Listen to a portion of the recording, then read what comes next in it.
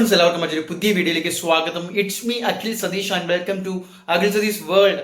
എന്തായാലും വിദ്യാർത്ഥികൾ ആദ്യമായിട്ടാണ് കാണുന്നതെങ്കിൽ ഓരോ ജില്ലയിലും അവധി ഇത്തരത്തിൽ പ്രഖ്യാപിക്കുമ്പോഴും കളക്ടറുടെ ഏറ്റവും പുതിയ പോസ്റ്റുകൾ വരുമ്പോഴും ഞങ്ങൾ വീഡിയോകളായിട്ട് തന്നെ നിങ്ങളുടെ മുന്നിലേക്ക് എത്തുകയാണ്.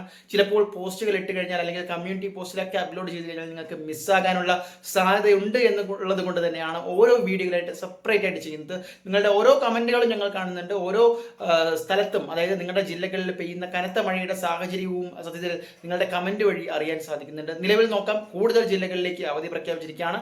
ഒരു കാര്യം മനസ്സിലാക്കേണ്ടത്, കേരളത്തിലെ 14 ജില്ലകളിലും മഴ മുന്നറിയിപ്പ് നിലവിലുണ്ട് വിദ്യാർത്ഥികളെ. അതിൽ 5 ജില്ലകളിൽ റെഡ് അലർട്ടും ബാക്കി 9 ജില്ലകളിൽ ഓറഞ്ച് അലർട്ടുമാണ്. മലപ്പുറം മുതൽ അങ്ങോട്ടുള്ള നോർത്ത് ജില്ലകളിലാണ്, വടക്കൻ ജില്ലകളിലാണ് നിലവിൽ റെഡ് അലർട്ട് ഉള്ളത്. അപ്പോൾ ഇതിൽ ഏറ്റവും വലിയൊരു കാര്യം നിങ്ങൾ മനസ്സിലാക്കേണ്ടത്, നമ്മുടെ മാധ്യമങ്ങൾ നോക്കുകയാണെങ്കിൽ തിരുവനന്തപുരം ജില്ലയിലെ വർക്കലയിൽ, അതുപോലെ തന്നെ കൊല്ലം, പത്തനംതിട്ട ജില്ലകളിലെ മലയോര മേഖലയിൽ, കോഴിക്കോട്, അതുപോലെ തന്നെ വിലങ്ങാട്, ഓരോ പ്രദേശവും എടുത്തെടുത്ത് പറയുന്നുണ്ട് കനത്ത മഴ പെയ്യുന്ന സാഹചര്യം. പാലക്കാട് പല മേഖലകളിലും. ഇപ്പോൾ എന്തായാലും അവധി വന്നിരിക്കുന്നത്, കളക്ടർമാർ അവധി പ്രഖ്യാപിച്ചിരിക്കുന്നത് മനസ്സിലാക്കുക.